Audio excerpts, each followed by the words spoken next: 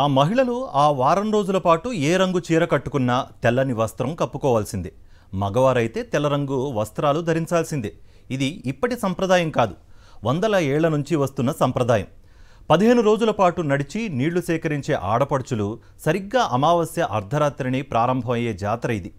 ఆదిలాబాద్ జిల్లాలో జరిగే ఆదివాసీల అతిపెద్ద కుంభమేళాగా పిలిచే నాగోబా జాతర ప్రత్యేకతలు ఎక్కడైనా పండుగ మొదలైన రోజునే అత్యంత ప్రాముఖ్యతగా భావిస్తారు. కానీ నాగోబా జాతరలో అలా కాదు. చివరి రోజు జరిగే ప్రజా దర్బారే అత్యంత కీలకం.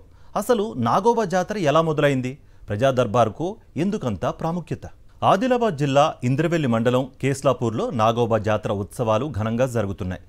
పుష్యమాసం అమావాస్య రోజు అర్ధరాత్రి ప్రత్యేక పూజలతో మొదలైన ఈ ఉత్సవాలు వారం రోజుల పాటు నిర్వహిస్తారు. పూర్తిగా ఆదివాసీ ఆచారాలతోనే జాతర జరుగుతుంది. ఆదివాసీల కుంభమేళగా పిలిచే ఈ జాతరకు తెలంగాణతో పాటు మహారాష్ట్ర, మధ్యప్రదేశ్, ఛత్తీస్గఢ్ రాష్ట్రాల నుంచి వేల మంది ఆదివాసీ గిరిజనులు తమ ఆరాధ్య దైవమైన ఆదిశేషుణ్ణి దర్శించుకునేందుకు భారీ సంఖ్యలో తరలిరావడంతో ఆలయ ప్రాంగణం కిక్కిరిసిపోయింది. మరోవైపు మేసరం వంశీయులు సొంత నిధులతో నిర్మించిన కొత్త ఆలయం ప్రత్యేక ఆకర్షణగా నిలుస్తోంది.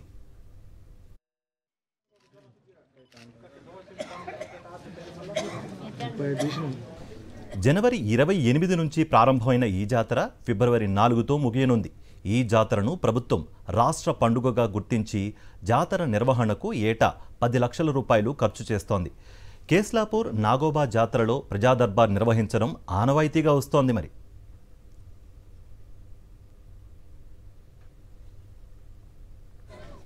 కేస్లాపూర్ నాగోబా జాతరకు ఘన చరిత్ర ఉంది.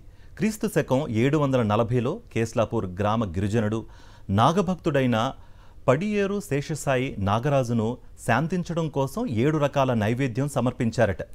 గోదావరి హస్తాలమడుగు నీటిని 125 గ్రామాల మీదుగా తిరిగి తీసుకువచ్చిన గంగాజలంతో నాగరాజును అభిషేకించారట. అప్పుడే కేస్లాపూర్ వద్ద ఉన్న పుట్టలోకి నాగరాజు వెళ్ళాడని, అప్పటి నుంచే అదే నాగరాజు నివాసమైందని చెప్తారు ఇక్కడి గిరిజనుడు.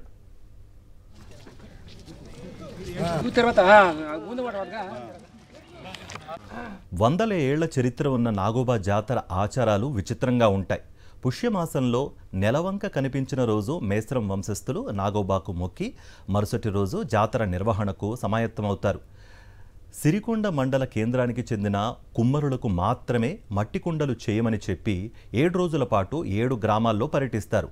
వందల ఏళ్లుగా నాగోబా జాతరకు సిరికొండ గ్రామ కుమ్మరి గుగ్గిల వంశస్థులు మాత్రమే కుండలు తయారు చేస్తున్నారు.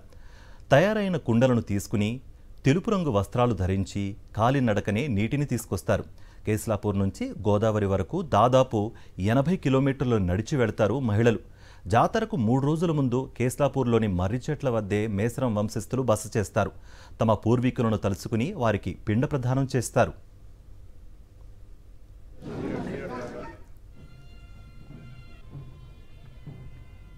ఆ కుండలు 22 తెగలకు మా పటేల్ ఆధ్వర్యంలో పంచి ఆ కుండ నీళ్ళతోటి మర్రి చెట్టు నుంచి కోనేరు నుంచి నీళ్లు సేకరించి పుట్ట తయారు చేస్తారు మా అక్క వాళ్ళు. మళ్ళీ పుట్టలు తయారు చేసినాక మళ్ళీ రాత్రి 9 గంటల నుంచి మహాపూజ పవిత్రమైన గంగాజలంతో అభిషేకం చేసి మహాపూజ ప్రారంభిస్తాం.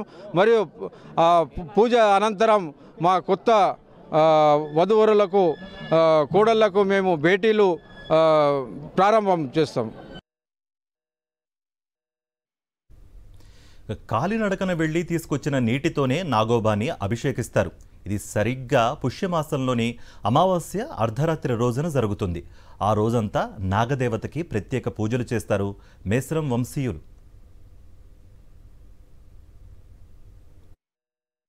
అయితే మన వాళ్ళు కాలినడకన గంగాజలం వెళ్ళి ఒక 15 రోజులు ప్రయాణం ఉంటుంది. అది జనరం మండలం అస్తరమడుగు అనే గోదావరి నది నుంచి అస్తరమడుగు నుంచి ప్రత్యేకమైన పూజలు చేసి జలాన్ని సేకరించుకొని మాకు ప్రత్యేకమైన పూజారి కటోడా అనే ఉంటాడు, వాళ్ళే సేకరిస్తారు. 7 ప్రత్యేకమైన వాళ్ళు ఉంటారు. సేకరించి మరి ఆ పూజారికి సంబంధించిన గ్రామంలో తీసుకువచ్చి ఒక 2 రోజులు బస చేసి నెక్స్ట్ 3వ రోజు వాళ్ళు అక్కడి నుంచి బయలుదేరడం జరుగుతుంది.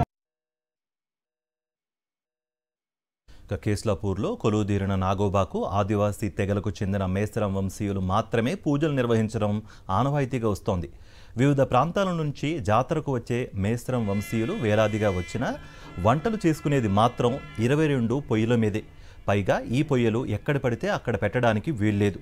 ఆలయ ప్రాంగణంలో ఏర్పాటు చేసిన గోవాడ లోపలే పెట్టి వంటలు చేస్తారు. గోవాడ అంటే ఏదో కాదు, ప్రహరీ గోడ అని అర్థం.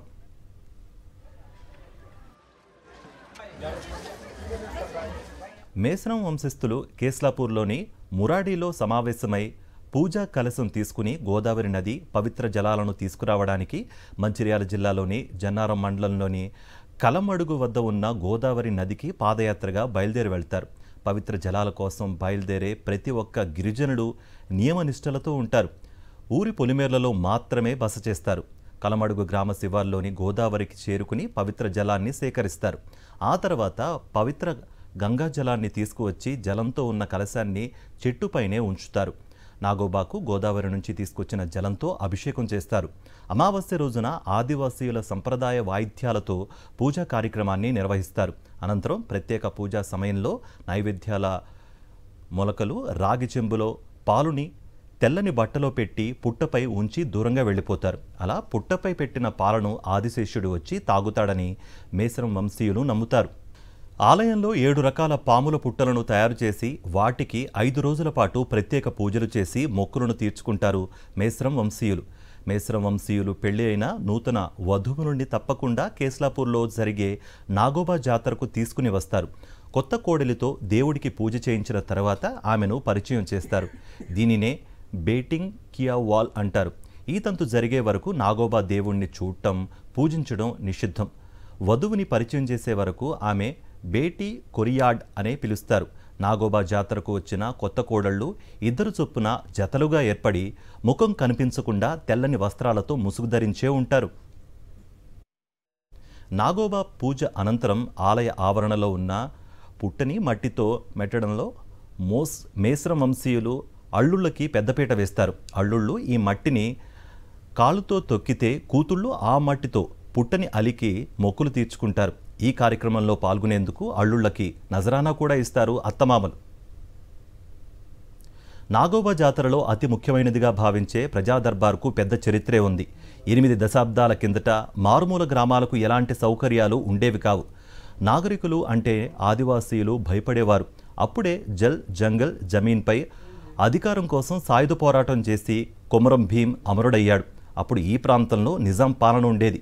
ఈ ఘటనతో ఉలిక్కిపడ్డ నిజాం సర్కార్ గిరిజన ప్రాంతాల పరిస్థితులను, ఆదివాసీయుల స్థితిగతులపై అధ్యయనం చేసి నివేదిక సమర్పించేందుకు శాస్త్రవేత్త ప్రొఫెసర్ హైమెన్ డార్ఫ్ ఆదిలాబాద్ జిల్లాకు పంపించింది.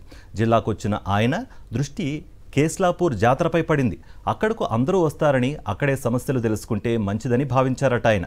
అలా 1942లో మొదటి దర్బార్ ప్రారంభించగా అప్పటి నుంచి ప్రతి ఏటా ఇది కొనసాగుతూ వస్తోంది. ఈ దర్బార్లో పాల్గొనేందుకు కలెక్టర్లు, ప్రజాప్రతినిధులు, తెగల నాయకులు, గిరిజనుల పెద్దలు, అధికారులు హాజరవుతూ ఉంటారు.